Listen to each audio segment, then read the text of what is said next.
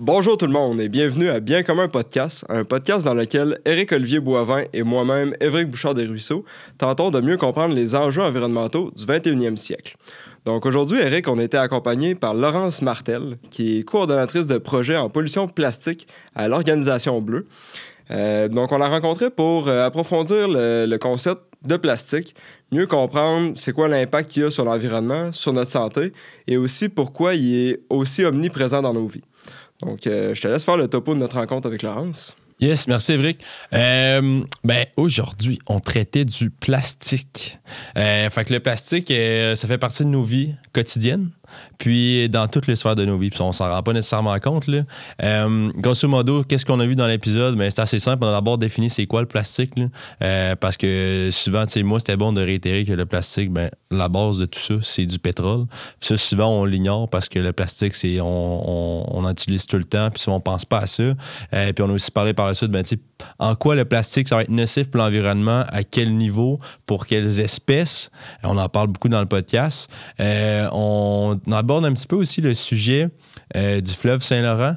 T'sais, on sait, on entend beaucoup parler, c'est assez trendy dans les dernières années, là, les îles de plastique, les îles flottantes. On parle un petit peu du Saint-Laurent, qui lui aussi est un fleuve pollué, peut-être plus qu'on le pense, et notamment par le plastique. Puis ben, je finis sur cette ligne de punch-là. Ben, nous, en tant qu'humains, toi, Éric, moi, les deux, on a mangé du plastique aujourd'hui. Ouais. Sur ce, bonne écoute.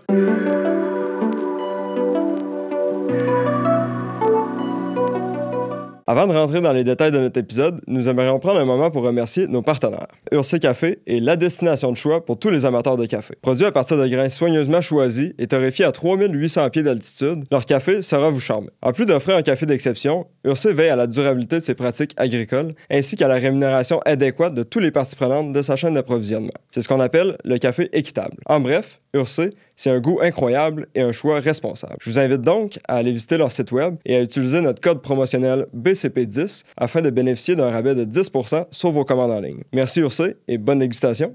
On est fiers de vous présenter notre partenaire Décapeur AC. Décapeur AC, entreprise de laquelle je suis l'heureux propriétaire, c'est une entreprise québécoise qui, depuis 1979, redonne vie aux meubles et armoires grâce à des techniques artisanales qui privilégient la restauration plutôt que le remplacement. La mission de Décapeur AC, réduire le gaspillage, prolonger la durée de vie des objets, puis contribuer à un mode de vie plus responsable. Et ça, c'est tous des valeurs qui concordent avec celles de Bien commun podcast. Écoutez, on vous invite à aller visiter le site web de Décapeur AC au décapeur.com pour découvrir leurs services puis voir comment vous aussi, vous pouvez faire un choix durable en matière d'aménagement et de mobilier dans votre espace de vie. Bonjour Laurence Martel. Allô. Bienvenue à Bien commun podcast. Comment vas-tu? Ça va vraiment bien, vous autres? Ben oui, ça va bien, ça va bien, merci.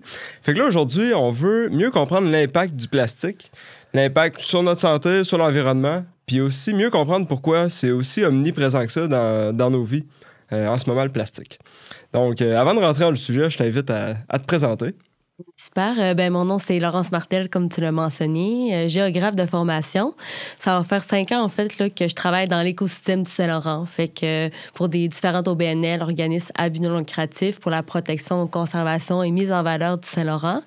Puis en ce moment, en fait, je travaille à l'Organisation Bleue, qui est un OBNL pour, encore une fois, mise en valeur, protection de la planète bleue, fait que de notre or bleu.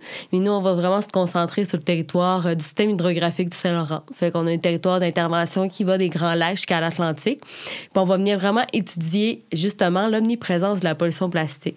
C'est une problématique qui est de plus en plus en vogue, je peux dire ça comme ça. On entend de plus en plus parler. Puis on voit là les effets néfastes que ça a sur nous aussi, mais sur l'ensemble de la chaîne alimentaire. Donc nous, on va venir vraiment étudier pour avoir un meilleur portrait de à quoi ressemble la pollution plastique ici au Québec, au Canada, mais également à l'international. Super, je pense que tu es parfaitement qualifié pour répondre à nos questions aujourd'hui. Bon, tu me laisses nous lancer, Évric. Vas-y. Fait que moi, je suis curieux. Puis, je trouve qu'on l'a assumé d'entrée de jeu, là, le lien entre le plastique, puis bon, les conséquences environnementales néfastes, les conséquences humaines néfastes. Là. Mais tu sais, si on retourne à la base, là, le plastique, mettons, si on commence par ça, le plastique, c'est quoi, mettons? Le plastique, en fait, c'est un polymère, qui est le terme scientifique. On a 2 types de plastique. On va avoir les les thermoplastiques puis les thermodurcissables. Donc, thermodurcissable, ça va être le plastique, quand tu le chauffes, il va venir se durcir. En fait, oui, exactement. Puis, le thermoplastique, c'est quand que tu vas venir le chauffer, il va fondre. Ce plastique-là, en fait, c'est lui qu'on utilise dans notre quotidien. Donc, c'est lui qui va être du plastique à usage unique. Fait qu'on peut penser aux sacs de plastique, les pailles, les gobelets qu'on va prendre dans un take-out, etc. C'est vraiment lui qui est plus facilement recyclable. En fait, le plastique, ça provient du pétrole également. Donc, c'est une molécule qui va être chimiquement, en fait, modifiée. Puis aussi, à la base, en fait, le polymère, c'est transparent. Mais on va pouvoir y ajouter différents ajouts, comme par exemple des pigments pour y donner une couleur. Fait qu'on peut penser à une bouteille de 7-Up, on va y mettre un petit peu de vert pour que ça devienne justement... plus attrayant pour le consommateur. Oui, exactement. OK. Puis, attends, mais moi, j'ai une question. Ça veut dire, mettons, plus de pétrole, ça veut dire plus de plastique? Exactement, mais en fait, là, il y a de plus en plus de recherches qui se font, développement de nouveaux plastiques à la base de fibres naturelles, qu'on peut penser au nylon, par exemple. C'est un plastique fait à la base de fibres naturelles. Donc, il y a d'autres façons aussi là, de faire le plastique. Là. Mais puisque, en fait, il est vraiment accessible, lui, par le pétrole, parce que c'est une ressource qui est, en fait, la façon de la production, c'est très peu cher, c'est modulable de la forme que tu veux l'avoir, puis aussi, c'est fait pour durer dans le temps. Donc, ça va être un produit qui va être très, en fait, compétitif. Ça, je peux dire ça comme ça. Ouais. Okay. Puis là, on a parlé, tu as abordé usage unique, puis les plastiques réutilisables, j'imagine. Tu as dit que les plastiques à usage unique étaient plus faciles à recycler? Oui, puisque c'est le type de plastique qu'on va utiliser, donc le thermoplastique, justement. On peut avoir le polyuréthane, on va avoir le polystyrène, le PET, donc vraiment tous les plastiques qu'on va utiliser sur une base quotidienne, ça va être eux qui vont être, en fait, plus facilement... Parce qu'en fait, puisque l'autre type de plastique... à cause qu'on le fait chauffer, il durcit, ben c'est plus difficile, justement, à recycler, tandis que l'autre, il va fondre. OK, fait que là, on a un peu le dilemme, bon, ben je veux quelque chose que je peux réutiliser, mais après ça, c'est plus dur à recycler. Exactement. Contrairement à quelque chose qui a usage unique, qui est plus facile à recycler. Ouais. Mais dans ma tête, ça marche pas, là. T'as du plastique à usage unique que tu vas recycler? Je sais pas, non, mais je sais pas si vous comprenez la dualité dans ma tête. Là. C'est du plastique à usage unique, mais on va le recycler. Oui. Ben, le plastique à usage unique, en général, là, la moyenne, c'est l'utilisation de 15 minutes. OK. Par la suite, on va aller le mettre au recyclage pour que ça fasse une boucle circulaire. Mais dans le fond, qu'est-ce qu'on sait pas également, c'est qu'il y a seulement 9 % du plastique qui est recyclé au Canada. Fait que tout le plastique qu'on va recycler, 9 % il va être réellement recyclé. Il va y avoir 80 % qui va se ramasser dans la nature et le reste à l'enfouissement. 80 % dans la nature? Oui. Puis c'est où que ça se perd, ça, là, ce 80 %-là? C'est où dans l'eau qu'il y a un trou? Là? Ben, tu sais, un bon exemple, c'est, mettons, tu mets ton bac de recyclage, ton bac de déchets sur le bord de la rue, il y a un coup de vent, il tombe, là, le vent rentre là-dedans, il va y avoir du transport par les vagues aussi, si on est plus en milieu côtier. Donc, tous les aléas climatiques vont faire que ce plastique-là va se perdre lors de son transport. OK. Puis ça peut aussi être envoyé dans un site d'enfouissement ou brûlé. Oui, exactement. Puis aussi, en fait, 80 % de la pollution plastique provient des continents. Fait qu'on peut penser que la pollution plastique est plus omniprésente dans l'industrie maritime, sur les bateaux, etc. Mais la plupart du temps, la pollution va vraiment se faire sur le continent, donc sur les terres. Fait que là, il va partir d'en haut, va rentrer dans une rivière, prendre un autre affluent, etc. Puis il va se ramasser dans les océans. Ah ouais, c'est fou ça. Mais Eric, pour revenir à ton point par rapport au plastique à usage unique, un exemple, là, mettons ton sac de poulet du Costco, là, ça c'est un plastique à usage unique. Ouais. Puis ça serait lui le plus facile à recycler, mais pas à réutiliser. OK, c'est ça. L'usage unique, c'est du point de vue de la réutilisation et non du recyclage. Exact. Qu'on utilise cette appellation-là. OK. Oui, parce que, mettons, si on prend du plus réutilisable, ben, ça va être un plastique qui va être plus durable, qui va être fait de bons matériaux.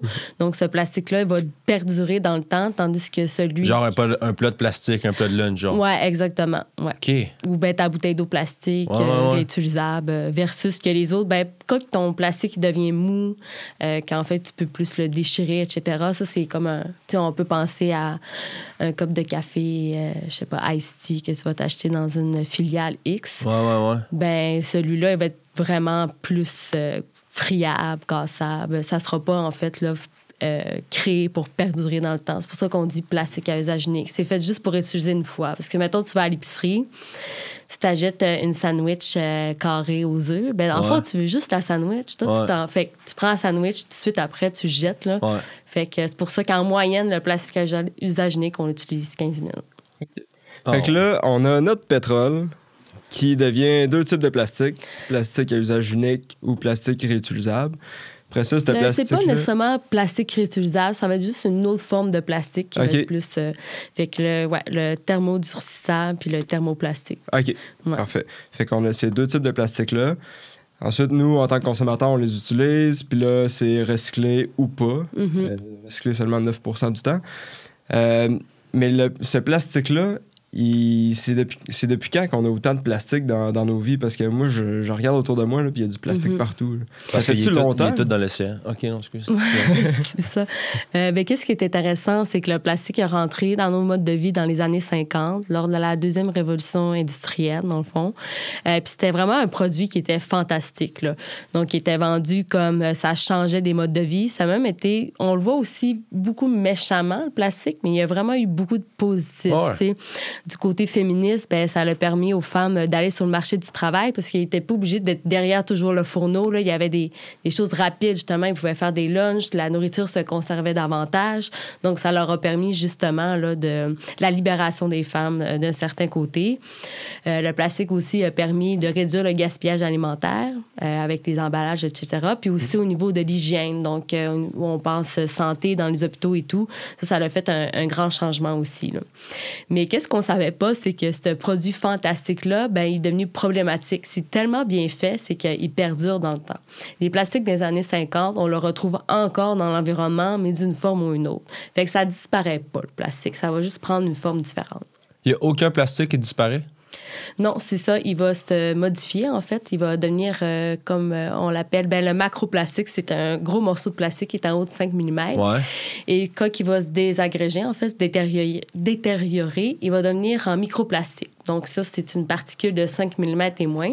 Et ça peut aller même jusqu'au nanoplastique, qui est en bas de 0,5 microns. Fait que ça, c'est de la poussière de plastique. Fait qu'on le voit plus, le plastique, dans l'environnement, mais il est toujours là, mais d'une façon, en fait, qu'on peut pas le voir à l'œil humain. Puis est-ce que c'est ce micro-nanoplastique-là qui finit dans notre nourriture, dans notre eau, etc.? Oui, c'est ça. En fait... Attends, tu viens-tu dire qu'il y a du plastique qui est dans notre nourriture et dans notre eau? Ouais, je te jure. C'est-tu vrai, ça? Oui, c'est vrai. En fait, qu'est-ce qui est intéressant avec la transformation du micro au nanoplastique qui va se faire tout dépendamment le type de plastique. Sa dégradation va se faire sur une échelle de temps différente. On peut prendre l'exemple d'une bouteille d'eau. Ça peut prendre jusqu'à 400-450 ans à se détériorer. Mais pendant ce temps-là, il va y avoir la dégradation, soit par la photodégradation, fait que les rayons UV, exactement. Après ça, on va avoir l'impact des vagues, le vent, etc. Fait que tranquillement, il va se désagréger puis en petites particules. Cette poussière-là va être dans l'air. Elle va se retrouver aussi dans la colonne d'eau, si on peut prendre les exemples des océans. Puis, en fait, cette poussière-là peut être ingérée par des micro-organismes, comme par exemple... pour l'organisme que je travaille à l'Organisation Bleue, on va venir étudier le microplastique dans les invertébrés. Donc, dans la mie commune, la moule bleue, puis aussi les oursins. Puisque c'est des espèces filtreuses, mais on en regarde si dans leur tube digestif, ils vont avoir filtré du microplastique par la filtration de l'eau. Fait que là, on pense à ça, c'est à la base de la chaîne alimentaire. Ouais. Le poisson se fait mange quelque chose de plus gros, etc. Mais nous, au bout du compte, le poisson qu'on va manger sur notre table, mais l'espèce va avoir ingéré du plastique d'une certaine façon. Puis ça, il y a de la bioaccumulation comme le mercure dans les thons, dans les gros poissons prédateurs. Les poissons n'arrivent pas à libérer ce plastique-là, ça reste vraiment dans le poisson. Exactement. Okay. Puis, juste nous, à l'échelle humaine, ça, c'est encore des recherches qui commencent, mais on en a retrouvé dans nos cellules humaines. Fait qu'on voit que, dans le fond, on va le digérer d'une certaine façon, il va passer, mais il y en a qui vont rester dans notre système aussi. Là. Fait que nous, on mange du plastique, donc c'est comme si on mangeait du pétrole. On peut dire ça de même, ouais. Mais en tout cas, on a du plastique dans nous en ce moment. C'est ça que ça veut dire. Exactement. Peut-être pas en grande quantité, mais il y en a. Mais sans faire soin, c'est quoi? Mais tu sais, c'est un peu exagéré ce que j'ai dit, mais on l'assume, là, mettons, on mange du plastique dans une sûrement une faible quantité, faible proportion, mais c'est quoi les conséquences? On sait-tu, mettons, sur l'humain ou sur les espèces vivantes qui vont consommer ce plastique-là, nécessairement? Je pense pas qu'on est fait pour assimiler ça. Là. Non, en effet. Ben, si je prends un exemple plus sur la faune, donc on y va avec le macroplastique. Ben, on va pouvoir avoir l'impact de l'empiètrement. Donc, on peut prendre l'exemple d'une baleine noire qui va s'empiétrer dans des engins de pêche fantômes. Des engins de pêche fantômes, c'est des déchets de l'industrie de la pêche qui sont ramassés dans le fond. Donc, eux, ils vont perdre de l'énergie à essayer de se combattre contre ces filets-là qui sont poignés dedans. Fait qu'au bout de la ligne, ils vont en mourir. Sinon, on peut avoir l'ingestion aussi. Les tortues de mer, en fait, ils se nourrissent beaucoup de méduses. Puis, les sacs de plastique, quand c'est dans l'eau, en fait, ça peut ressembler vraiment d'une méduse. Donc, eux, ils vont venir la manger. Puis, ça va venir boucher, en fait, leur contenu stomacaux. Donc, ils vont pas avoir l'effet de j'ai faim parce que pour eux, ils vont toujours être pleins, dans le fond. Fait qu'ils vont mourir, en fait, de malnutrition, si je peux dire ça comme ça. Il y a aussi les oiseaux, par exemple, qui vont voir un plastique, par exemple, rose, qui va avoir l'air d'une proie, puis eux, ils vont aller dessus parce que, dans le fond, cette proie-là, elle bouge pas, elle fait rien, fait que pour lui, il perd pas son énergie à venir la manger. Donc, encore une fois, ça va venir bloquer ses intestins, etc. Puis pour nous, ça peut avoir un impact. Là, justement, les recherches scientifiques au niveau humain commencent. On voit qu'on en ingère. T'sais, on fait juste brasser notre linge comme ça, là, puis là, il y a des microparticules qui viennent de partir de polyester. On le voit pas, mais c'est une omniprésence. Puis là, on respire ça après. Ouais. OK. Fait qu'on sait pas encore c'est quoi réellement l'impact, mettons, justement, de l'ingestion de microplastiques sur l'être humain. Pas sur l'être humain encore. Okay. Je m'avance plus ou moins là-dessus. Nous, on se concentre plus au niveau du macroplastique puis sur, en fait, l'écosystème marin. OK. Mais ouais. Je serais pas surpris de voir une étude dans 20 ans qui dit que finalement le plastique était cancérigène puis qu'on en avait dans tous nos produits de consommation au final. C'est qu'il n'y a rien de naturel là-dedans, je veux dire. C'est ça. C'est fou, là. Ça serait légitime. Là. Personne serait choqué de cette découverte-là, malheureusement, je pense. Là. Non. OK. Fait que, bon, là, on vient de le dire, il y a du plastique partout, mais pourquoi? Bon, oui, c'est pratique, mais pourquoi il y a autant de plastique? Moi, je me promène à l'épicerie, là, puis vous porterez attention, là, à l'épicerie, tu t'arrêtes pendant 2 minutes, tu regardes autour, là, c'est fou, là, la quantité de plastique. Là. Il y en a partout. C'est hallucinant. À chaque fois, moi, je reste stupéfait. Pourquoi il y a autant de plastique que ça? Est-ce que c'est pour conserver les aliments? Ou puis c'est quoi les alternatives aussi à ce plastique-là? Il y a 2 questions là-dedans. On utilise beaucoup de plastique parce que, juste en effet, ça peut conserver les aliments puis ça peut contrer contre le gaspillage alimentaire. Mais c'est aussi de la façon dont on consomme. On est vraiment dans une société de surconsommation. On va à la base de la production. La production de plastique, ça représente par 8 millions de tonnes métriques par année au niveau mondial. Okay. Pour vous donner une idée, 8 millions de tonnes métriques qui se jettent dans les océans par année de plastique, ça représente un gros camion, en fait, de déchets. Qu'à chaque minute, il y a un camion de déchets qui se déverse dans les océans. À chaque minute? Ouais. Mais ça, c'est ce qu'on déverse dans les océans ou c'est ce qu'on produit? Ça, c'est ce qu'on déverse dans les océans. Qu'est-ce qu'on produit? Ça va être encore plus grand. En fait, au Canada, on est les 2e plus grands producteurs de déchets par habitant. Juste pour vous montrer à quel point qu'on consomme rapidement, justement, tout notre entourage. Et c'est selon la façon qu'est-ce que le consommateur a devant la table. Bien souvent, c'est pas lui qui choisit nécessairement. C'est comme qu'est-ce que l'industrie a décidé de mettre devant lui. On peut mettre une anecdote intéressante. Par exemple, à Montréal, la mairesse Valérie Plante, elle a décidé de mettre une loi sur le bannissement du plastique à usage unique dans les restaurants. Nous, avec notre protocole de caractérisation à l'Organisation Bleue, quand on regarde, on a vu qu'il y a eu un changement, en fait. On retrouve autant d'ustensiles de plastique et de pailles de plastique à usage unique qu'avant. En fait, on en retrouve... Avant, on retrouvait beaucoup ces produits-là en plastique, mais là, on les retrouve en carton ou en bois? Exactement. Fait qu'on voit que le consommateur n'a pas changé sa façon de consommer, mais qu'est-ce qu'il utilise pour consommer est différent. Ouais.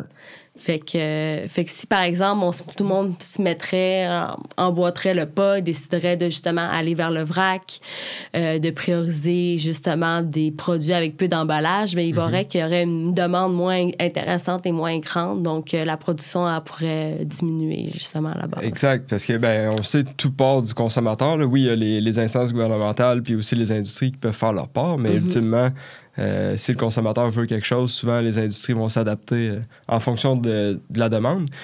Mais je pense qu'on a moyen de faire quelque chose. Là. Quand on se promène à l'épicerie, moi, je le vois, là, des fois, tu sais, c'est pas un gros changement. Là. Des fois, tu vas choisir une laitue qui est dans la section des légumes frais, par exemple, qui n'est pas emballée, contrairement à une laitue qui va être emballée dans un sac de plastique. Même chose pour les poivrons. Tu sais, il y a quand même des options qui sont là. Ouais. C'est sûr que quand on va dans les allées, là, c'est plus difficile. Mais cuisiner avec les produits de base, souvent, il y a une option qui est plastic free ou qui en a moins. Des fois, il y a des élastiques, mais bon, c'est moins pire. Mais des fois, c'est un peu plus coûteux aussi. Fait qu'il y a ça aussi. Par contre, je me dis, si ça te coûte 5$ de plus par épicerie, bon, c'est des choix justement à faire. On peut pas être parfait. Je pense que la disparition du plastique dans nos vies, pour le moment, c'est comme impossible parce qu'on est habitué. Puis faut pas rentrer dans une éco-anxiété, le voir juste comme un autre côté négatif. C'est vraiment de la façon, comme je disais, qu'on le consomme. Si mettons, depuis ce matin, là, depuis quand on est levé, là, on pense 30 secondes, combien d'items en plastique que j'ai touchés? Fait que je me suis levée, je me suis peut-être brossé les cheveux, qui est fait de plastique. J'ai pris ma brosse à dents, c'est fait de plastique. Je suis allée dans ma voiture, puis la voiture est faite de plastique. J'ai même peut-être pris le transport en commun. Le banc que je me suis assis est fait de plastique. Fait que certains plastiques sont pas nécessairement mal. Il y en a qui sont faits pour durer dans le temps. Mais on se rend compte qu'on en utilise en effet à l'épicerie. Il y en a partout. Notre quotidien est empreint de ce produit-là. Dans ta bouteille, tu fais de l'ordinateur sur ton clavier en plastique. Ouais, c'est ça. Mis des lunettes. Des lunettes avec du plastique dedans. Ouais.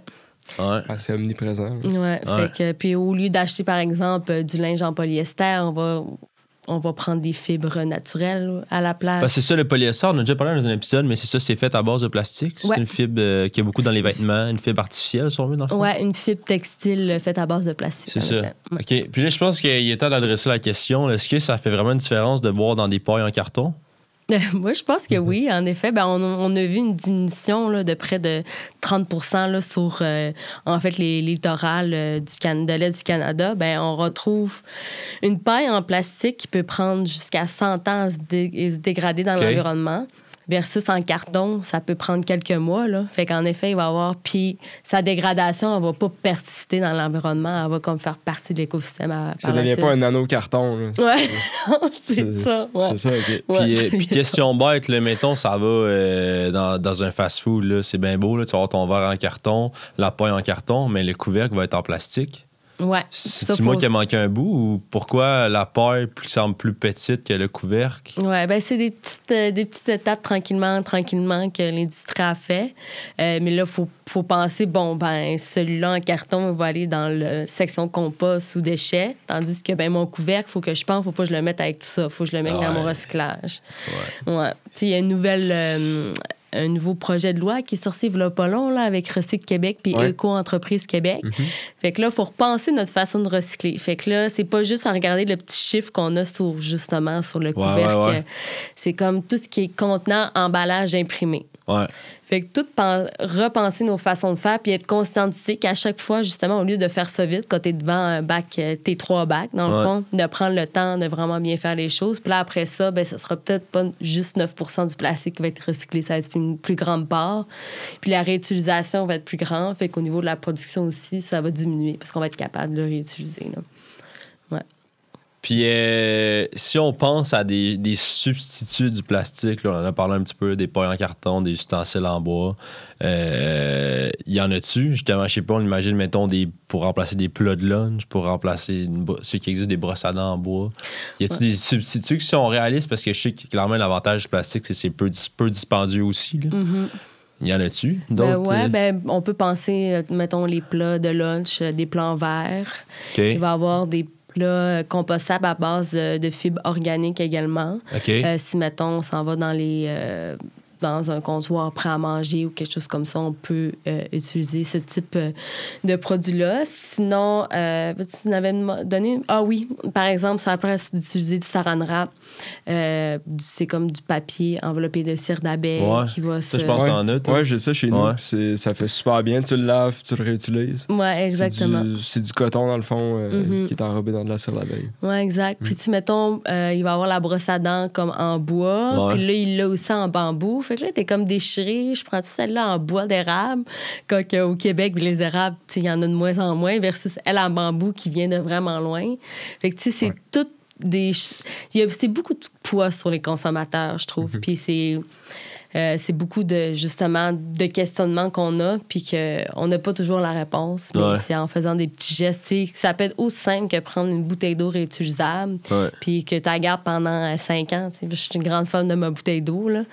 Puis, au bout du compte, ce geste-là, en fait, va avoir fait un impact. Ou bien quand tu vas sur les berges, en fait, ou si tu es juste dans ton quartier, il y a des déchets à terre, tu les prends, tu les ramasses, si tu vas les mettre à la bonne endroit. Là. Mais là, en même temps, tu nous as dit au début que seulement 9% allait réellement être recyclé. Si je joue l'avocat du diable, moi, je me dis, ça vaut-tu la peine?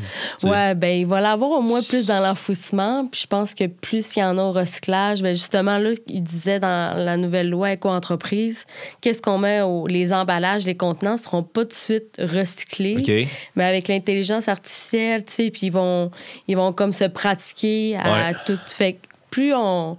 Parce que je pense qu'il y a encore beaucoup d'éducation à faire au niveau du recyclage. On pense que c'est acquis au Canada puis au Québec, mais pas nécessairement. Là. Ouais. Non, vraiment pas. Alors, moi, le premier, on avait fait un épisode sur le recyclage, là, puis moi, le premier, j'en ai encore à apprendre là-dessus. Là. Puis moi, juste qu'on récapitule, là, mettons, notre podcast, bien comment on veut parler beaucoup de l'aspect environnemental. Si on prend le plastique, on prend la dimension environnementale, c'est quoi les impacts justement sur l'environnement? Là, on a parlé de l'impact sur la faune, la flore. Outre ça, c'est quoi les impacts sur l'environnement liés au plastique? Oui, là, en ce moment, il y a beaucoup un problème on entend parler des continents de plastique. Je ne sais pas si vous en avez entendu parler. C'est les îles flottantes? Oui, on peut le voir comme des îles flottantes, mais en fait, c'est pas nécessairement ça. Un continent de plastique, on imagine une grosse soupe de plastique. Fait que ça va être partout dans la colonne d'eau. Parce que tout dépendamment de ton type de plastique, il y en a qui vont être selon son poids, sa masse puis sa forme. Il y en a qui vont flotter. Il y en a qui vont aller dans le milieu de la colonne d'eau. Il y en a qui vont aller directement dans le fond. Puis au travers de ça, tu as plein de micro-nanoplastiques qui flottent. Fait que dans le fond, faut pas l'imaginer comme un continent île flottante que tu peux piquer une course dessus. C'est pas là tout inclus. Là. Non, c'est ça. Là. C'est comme... parfois, on le voit même pas. Là. C'est juste... on aime bien de dire que c'est une grosse soupe, en fait, là, dans l'océan. On a 5 continents plastiques. Ces continents plastiques-là sont faits principalement avec les courants marins. Fait qu'on appelle ça les gyres. Fait qu'un gyre, c'est un courant qui va dans le sens de l'aiguille du monde, comme un peu quand tu flushes ta toilette. Ouais. Puis là, ça fait comme un petit tourbillon dans le milieu, là, colo à part. Les plastiques sont comme pris là-dedans. Exactement, ouais. On peut penser, là, qu'il y avait eu une recherche scientifique qui s'avait faite, qui avait mis un petit GPS sur un produit qui était parti du Japon. Puis là, il avait fait le tour du continent Pacifique. Ça avait pris 7 ans, mais il était revenu sur lui-même. Fait qu'il y a une grande concentration qui se font dans le milieu. Fait que c'est pour ça qu'on appelle ça des continents plastiques. Puis 95% des débris marins, en fait, on n'est pas encore capable de les quantifier. Fait qu'on est juste capable de quantifier seulement 5% de qu'est-ce qu'on voit réellement. Ouais. Fait que le 5% dont on a conscience, il y aurait un autre 95% en dessous de ça qu'on voit. Attends, tous les chiffres que tu nous donnes depuis le début, c'est seulement 5% qu'on perçoit, mettons? Ouais, exactement. Les camions de poubelle par minute, là? Ouais. Ça serait 5% de tout ce qu'il y a dans l'océan. Qu'est-ce qu'on est capable de percevoir comme débris marins dans les océans? OK. Puis, qu'est-ce qui est intéressant aussi, c'est que on est capable de quantifier 5%, mais au niveau on connaît plus nos constellations puis les différentes planètes que qu'est-ce qu'on a dans nos propres océans, dans le fond, parce que c'est très cru. Là. On pense à la fosse des Mariannes, des choses comme ça. On n'a jamais été capable de cartographier encore tout ça, fait que j'imagine même pas tout ce qu'on pourrait y retrouver là, de débris marins. Là. Ouais. Puis ces îles-là, je veux pas jouer l'avocat du diable, mais est-ce que ça pourrait être positif pour certaines espèces, par exemple pour se réfugier ou pour se cacher des prédateurs? Ouais, ben il y en a que certaines espèces, je pourrais pas vous mentionner, mais j'avais déjà lu qu'ils les utilisaient comme pouponnières. On peut penser à des petits... moi, j'avais déjà vu des vidéos de petits Bernard l'ermite qui s'utilisaient comme un bouchon là, de plastique comme petite carapace, etc. Mais je pense qu'au bout du compte, ça va avoir plus d'impact néfaste, surtout avec le réchauffement climatique, parce que le plastique, en fait, va venir beaucoup émettre de gaz à effet de serre. Donc, 2 types de gaz qui va, en fait, venir bonifier, en fait, le réchauffement de l'eau. C'est lorsqu'il se dégrade qu'il va émettre ces GES-là? Ou... Oui, exactement. Ouais. Ah ouais, OK. Ça, je savais pas. Fait qu'il y a un impact sur l'environnement à ce niveau-là aussi. Ah, ouais. Fait que tu as 2 types de gaz. Je me rappelle plus exactement c'est quoi, là. Mais ça augmente la... Puis qu'est-ce qui est... C'est comme... La pollution apporte pas, tu sais. Qu'est-ce qu'on produit, qu'est-ce qu'on consomme, elle va rester dans notre planète Terre. Ben, c'est ça fait du sens aussi, là. C'est du pétrole qu'on extrait des profondeurs du sol. On le transforme. Puis il se ramasse soit dans les océans sous forme solide ou il retourne dans notre atmosphère fait que sous forme de GES. Ouais, du début de sa production jusqu'à la fin de sa vie, ça va émettre des GES. Ouais. OK.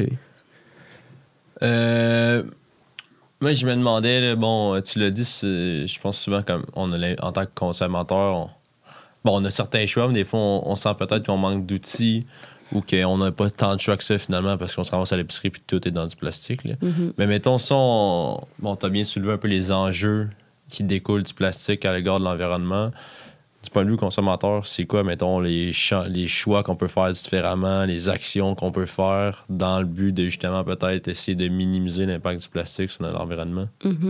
Bien, premièrement, juste qu'est-ce qu'on est en train de faire en ce moment? Une discussion, tu sais, en parler à notre entourage, à notre famille. « Hey, savais-tu que le plastique, en ce moment, c'est un problème à l'échelle mondiale? Est-ce que vous saviez que même au Québec, en fait, le fleuve Saint-Laurent, c'est parmi les fleuves les plus pollués au monde? » Fait que là, on se rend compte, OK, bon, ben, l'enjeu, ça vient d'ici aussi, là, c'est pas juste ailleurs. On pourrait penser que c'est à l'international, des fleuves en Inde, en Asie, que ça va être plus pollué, mais là, les gens prennent conscience, ben non, c'est de chez nous, dans le fond, fait que les gens, quoi que c'est leur territoire qui sont affectés, ou leur maison, ou quoi que ce soit, une place... Quand c'est proche de nous. Ouais, c'est ça. Ben, juste partager toutes nos connaissances qu'on a autour de ça, t'envoies un article. Tu partages le podcast. Oui, exactement. Fait que ça, c'est, premièrement, sensibilisation, éducation, c'est un super point. Aussi, passer à l'action par, comme on disait, acheter tout ce qui est réutilisable. Donc, bouteille d'eau, une tasse à café. Puis tu prends le temps de, comme, le matin, quand tu pars, tu pars avec ta tasse à café. Tu te dis pas, je vais en empoigner une chez Tim Hortons ou chez McDo, tu sais. Fait que c'est comme se réhabituer dans un mode de vie. C'est comme d'autres étapes, mais à un moment donné, ça va devenir comme un automatisme. On peut parler de pailles réutilisables, prioriser justement des fibres textiles qui sont plus naturelles, les plats de Tupperware comme en verre. Puis aussi, qu'est-ce qui est intéressant des plats de Tupperware en verre, c'est que tu peux le mettre dans le micro-ondes. Parce que les plats en plastique, quand tu le mets dans le micro-ondes... C'est-tu si mauvais que ça? C'est vraiment mauvais. Là, tu vas en ingérer beaucoup du microplastique. Ils sont pas food safe, ces plats-là? Non, parce qu'ils sont faits pour le usage unique. Ah, OK, ceux qui sont usage unique. Pas ceux qu'on achète pour nos plats à lunch. Ouais, ils sont faits pour durer plus dans le temps que les usages uniques, là, mais ils vont en avoir pareil parce que, en fait, le plastique va venir se faire chauffer. Fait que c'est en contact avec la nourriture. C'est ça, exactement. Sinon, on peut penser aussi à passer à l'action. Comme je disais tantôt, on est une gang... au jour de la Terre, où je sais pas, on se mobilise ensemble, on se fait un feu, ça berge, puis on ramasse des déchets autour. Fait qu'on rend l'utile à l'agréable. On a un spectacle, on va dans un festival. C'est beaucoup de consommation, etc. Ben nous, en tant que festivalier, on peut prendre 2 minutes. Bon, moi, je vais faire ma part. Ça peut paraître comme une goutte d'eau dans l'océan, mais dans le fond, quand on met toutes ces actions-là ensemble, ça fait vraiment un grand changement. Une goutte d'eau dans l'océan qui empêche un morceau de plastique dans l'océan. l'océan. Ouais, c'est ça. Ça ferait un bon slogan. Ouais. Une goutte de plus dans l'océan pour un morceau de plastique de moins. C'est bon, ça. Faisons une vague de changement. Ouais. Oh, Ah, il va falloir se trouver un slogan, Eric, pour le podcast. sacrément. On a de quoi, là. OK, fait que c'est ça. On priorise d'autres matériaux que le plastique où est-ce que c'est possible. On ramasse les morceaux de plastique qu'on voit traîner à l'extérieur quand il y en a. Et on essaie de réduire à la source. Je pense que c'est ça à la base de tout problème, là. C'est bien beau d'avoir du recyclage. Le recyclage va probablement fonctionner dans les années à venir. Mais si on veut régler un problème comme ça, c'est toujours d'agir à la source, là, je pense, qui revient comme solution. Ça revient à chacun de nos épisodes. On peut penser dans le coin du golfe du Saint-Laurent. C'est une biodiversité qui est vraiment riche, mais cette biodiversité-là va vraiment être affectée. Puis ça vient jouer aussi sur notre propre économie, sur nos paysages, tout ça. Fait que ça vient vraiment impacter, nous, des bons plaisanciers qui aiment aller sur le littoral, se baigner, etc. Fait que c'est pas juste à Montréal, à Québec, que la pollution est vraiment omniprésente. C'est plus qu'on s'en va vers le Golfe, vers l'Atlantique, plus il y a de densité de plastique, plus souvent de microplastiques. Fait qu'à quel point qu'on est responsable pour tous les continents plastiques qu'on a, surtout celui-là de l'Atlantique, on a une grosse part de responsabilité à avoir. Là. Mais c'est fou parce que tu me parles du Saint-Laurent, qui est mal en point, qui serait pollué. On le sait un peu tout, là, on vient de Québec pour en entendre parler, là, mais quand je passe à un fleuve pollué ou qu'il y a du plastique dedans, je pense aux Ganges en Inde. Là. Pourquoi? Parce que j'imagine que l'eau est brune, noire, on voit des déchets apparents. Mais tu sais, si tu te rends compte que on veut surtout pas se rendre à ce point-là. Là. Ouais, c'est ça. Puis que c'est pas parce qu'on le voit pas de nos yeux qu'il y en a pas un problème, tu sais. Parce que justement, peut-être que quand on va le percevoir de nos yeux, c'est que là, on a franchi un point de non-retour. Là. Exact. Ça va se retrouver dans les sédiments. Fait que dans le fond, dans le colonne d'eau, c'est partout. Puis c'est un très, très grand territoire. Il faut avoir ça. Des fois, je sais pas c'est combien de kilomètres qui fait le fleuve, le Gange là, en Inde. Là. Mais bien souvent, c'est sur une plus petite portion de territoire, une plus petite échelle. Puis nous, c'est une très grande échelle. T'sais, on a vraiment un très gros territoire. Fait qu'on quand on le scanne des yeux, on le voit pas nécessairement. Mais si on ratisserait à la même échelle qu'un certain type de fleuve en Asie ou en Inde, ben on se rendrait compte qu'il est aussi pire. Là. Puis l'affaire, c'est que on exporte beaucoup nos déchets au Canada dans des pays qui sont en développement. Puis bien souvent, ils n'ont même pas la capacité à gérer tous ces déchets-là. Puis tu sais, c'est vraiment...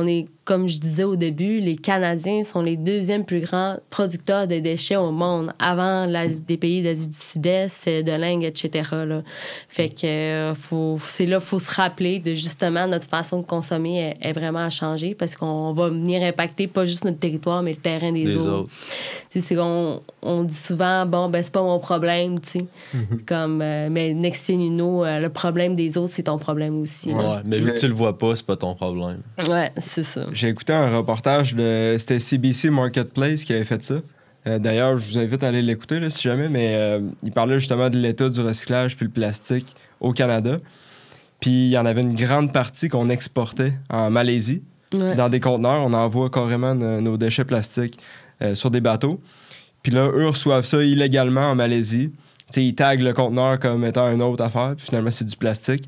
Ils rendent ça dans des usines de transformation, mais la plupart du plastique est envoyé dans des sites d'enfouissement, c'est brûlé. Fait que là-bas, c'est des émanations toxiques constantes là, pour les citoyens. Il y a des enfants qui tombent malades. Fait que ça, c'est un autre impact qu'il y a sur l'être humain aussi. Là. Lorsque c'est brûlé puis si c'est pas bien géré, il y a des impacts à ce niveau-là aussi. Mais c'est fou quand même là, qu'on prenne nos déchets et qu'on envoie ça ailleurs. Quand on aurait la capacité, là, on a un pays développé, là, je veux dire, on serait capable de faire mieux. Je pense qu'on s'en va vers là. Tu sais, ce reportage-là, ça datait de 2019. Fait que maintenant, ça doit être bien mieux, mais quand même, ça reste que c'est inquiétant. C'est comme au décimètre, à la virgule près, là, mais le Canada représente, je pense, 0,4 % de la population mondiale, puis on est responsable près de 1,4 ou 1,8 % de la production de déchets dans l'environnement. Fait que c'est fou, là. Ça, c'est plus que les Américains, mettons? Ah ouais, on est avant les... après, je regarde, là, justement, moi, c'était comme 2023, là, mes statistiques. Les sources, Fait que les sources, ça change quand même assez vite, là, mais selon notre densité de population par notre territoire, on est comme le deuxième plus grand. Le premier, je sais pas. Mais je sais que j'avais vu des exemples de pays qui font justement, qui sont bien avancés. Là. Le Rwanda est le pays le plus avancé au monde dans le niveau de la... Ça a été le premier pays qui a été nommé une destination sans plastique parce qu'ils sont un des premiers qui ont décidé de bannir tout ce qui est emballage puis sac de plastique. Ah ouais? Fait qu'eux autres, ils ont dit... Non, je veux pas ça. Je pense que c'est en 2006 qu'ils ont décidé de faire ça. Ouais. Ah Fait ouais? on de plein d'exemples, là, je pense, à l'international qu'on pourrait... Ouais. Mais il faut commencer ici, dans notre chez nous. Puis aussi, c'est beaucoup de la responsabilité élargie des producteurs. T'sais, dans notre protocole de caractérisation, on a 10 grandes catégories puis près de 156 sous-catégories. Fait qu'on vient vraiment compter chaque morceaux, puis on va prendre aussi en note les marques. Fait qu'on va identifier les grandes marques qui reviennent. Fait que les plus grandes filiales, ben of course, Coca-Cola, Pepsi, les grands gagnants. Puis eux autres, ils ont tous des labels qui sont associés à ça. Mais là, c'est de leur montrer, bon, ben regardez, avec une méthodologie standardisée scientifique, on a de la bonne donnée pour vous. Fait que vous êtes, en fait, responsable de la plus grande partie de la production puis de la pollution, en fait, dans notre environnement. Fait que leur montrer, ben pouvez-vous nous payer, à la limite, pour qu'on nettoie les berges ou bien, justement, que les consommateurs se rendent compte aussi avec qui qu'on achète quel type de produit. Là.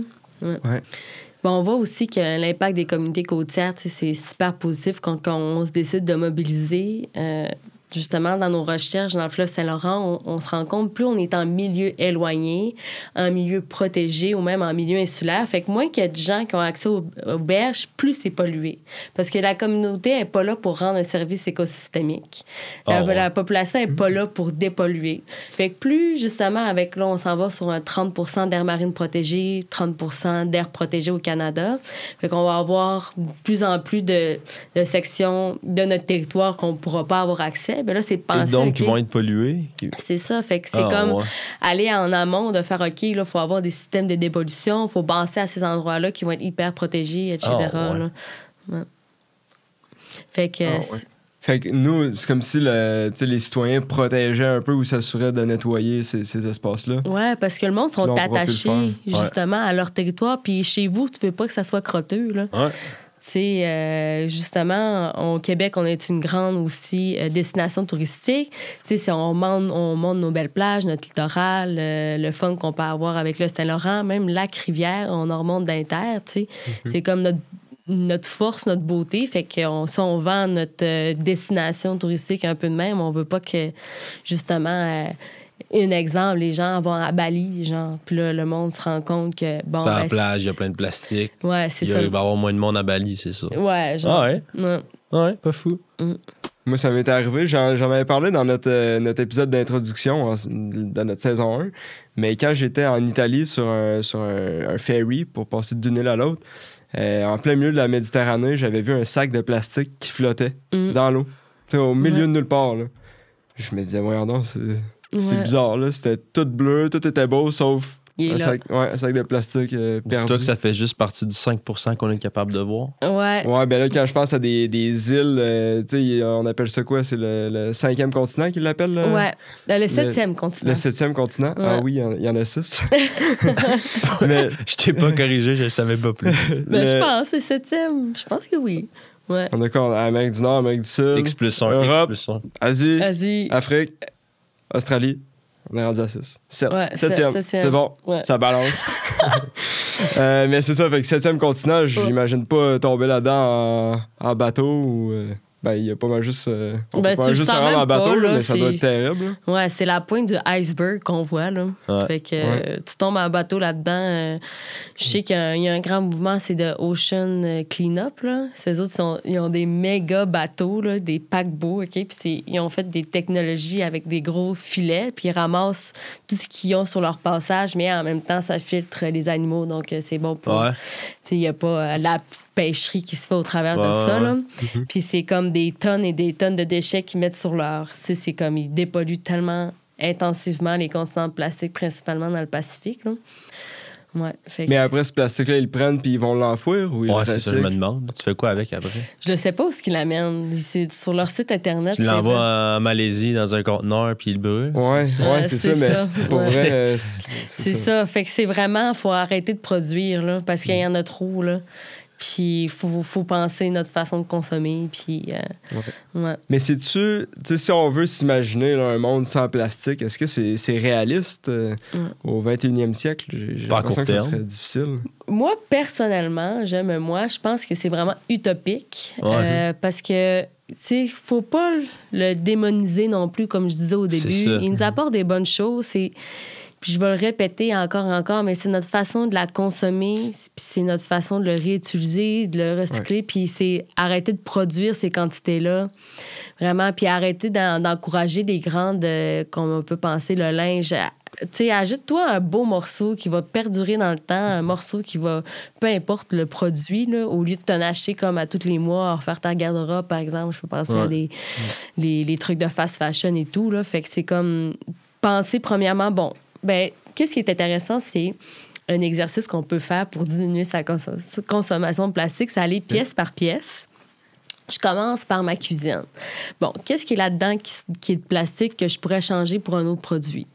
Puis là, tu penses à tes Tupperware, justement, tes crans verts, là-dedans, t'as tes pâtes, tes ustensiles. En tout cas, fait que là, tu refais ta cuisine avec des produits plus éco-responsables. Là, tu vas dans ta salle de bain. Au lieu d'avoir du shampoing, justement, dans une bouteille plastique, tu peux prioriser cela en barre. Ou là, c'est rendu ça se vend en poudre. Sinon, ta brosse à dents, justement, en bois d'érable ou en bambou. Là, c'est un autre débat, là. Mais, fait que, c'est intéressant comme exercice. C'est concret. Une pièce à la fois. Ouais, exact. Puis, tu sais, c'est... Un autre exercice, comme j'en ai parlé tantôt, à l'épicerie, juste regarder autour puis essayer de faire des choix plus éclairés. Mais on peut ramener ça aussi dans nos foyers, là, regarder ce qu'on met dans le recyclage. Moi, je suis surpris à chaque fois. Je mets tellement d'affaires dans le recyclage, là, ça déborde. J'en ai plus dans mon recyclage que dans ma poubelle, je pense. Moi aussi. Mais porter attention à c'est quoi qu'on met dans le recyclage, puis y aurait-tu une alternative à ça? Ouais. C'est pas pour tout, mais souvent, on peut faire une petite étape qui permet d'éviter ce plastique-là. Puis dire non au plastique à usage unique. Tu sais, mettons, tu vas prendre un verre dans un bar. Là, c'est de plus en plus banni dans les municipalités, etc. Mais si tu mets une paille, moi, des fois, je dis, moi, je vais pas te prendre la paille en amont, tu sais. Juste ça, tu sais, c'est comme, c'est juste une paille. Mais si tout le monde fait ça, il dit non à la paille, ou que tu te traînes justement son trousseau de clés, là, c'est rendu que tu peux avoir des ustensiles jetables là, qui sont rétractables. Là, t'es toujours prêt à manger une bonne poutine, genre, dans une cantine, avec ton trousseau de clés, avec tes clés réutilisables. Ou, tu sais, le déchet aussi qu'on retrouve le plus dans le fleuve Saint-Laurent, c'est le mégot de cigarette. Le mégot de cigarette est le déchet le plus retrouvé. Puis en plus, un mégot, ça peut polluer jusqu'à 500 litres d'eau potable. Avec tous ces chemicals, ces produits chimiques qu'il y a là-dedans. Puis le botch est fait de plastique. Fait que c'est comme, notre terrain, c'est pas un débat de chasse à l'ouvert, tu sais, là. Faut, si vous êtes des fumeurs, puis faut pas arrêter de fumer si t'aimes ça fumer, mais si penser ton botch de cigarette, c'est pas parce que c'est tout petit puis tu le jettes dans le milieu de la rue qu'il disparaît, là. Au contraire, il va rester là vraiment longtemps puis ça a un impact. Tu le mets où? Tu fumes pas, là, mais tu fais quoi avec ton botch de cigarette? Tu le mets dans la poubelle. Tu vas l'éteindre. Au moins, il va se ramasser à l'enfouissement dans une concentration. Parce que c'est déjà pollué, si tu veux. Ouais, ça, c'est une grosse question. Ouais. Je sais pas trop. C'est un des objectifs d'aller visiter un centre de tri, là, puis comment ils gèrent ça, les déchets. Là. Ouais, parce qu'il y a des eaux de ruissellement. On en avait parlé là, avec Danny. Il y a nos sites d'enfouissement technique. Souvent, ils mettent une membrane en dessous pour éviter que les eaux de ruissellement sortent avec des toxines ou des produits chimiques. Mais cette membrane-là a une durée de vie de 25-30 ans. Fait que tôt ou tard, elle va finir par se désagréger.